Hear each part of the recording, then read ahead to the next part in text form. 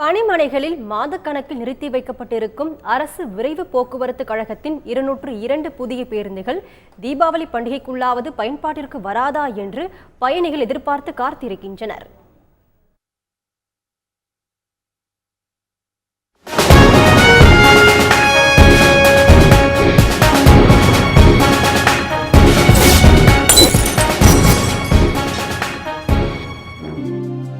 தீபாவளி, பொங்கல் போன்ற பண்டிகை நாட்களில் தென் மாவட்டங்களுக்கு சொந்த ஊர் செல்வோர் பெரும்பாலும் அரசு விரைவு போக்குவரத்து கழகத்தால் இயக்கப்படும் பேருந்துகளை நம்பியிருக்கின்றனர்.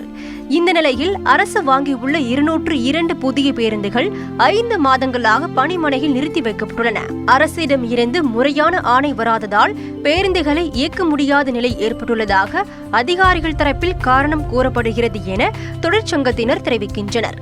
இந்த புது பஸ்ஸை ஓட்டியிருந்தால் ஒரு நாளைக்கு ஒரு 10,000 ரூபா வருமானம் ஒரு பஸ்ஸுக்கு வந்தாலும் கூட ஒரு நாளைக்கு 20 லட்ச ரூபா வருமானம் வரும்.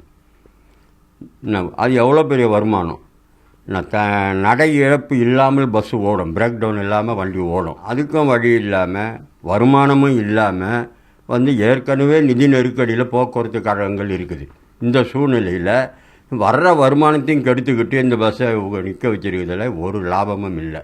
ஓடாமல் நிறுத்தி வைக்கப்படுவதால் பேருந்தின் ஆயுட்காலத்தில் பாதி கழிந்து விடுவதுடன் பேருந்தின் தரமும் குறையும் என தொழிற்சங்கத்தினர் கவலை தெரிவிக்கின்றனர்.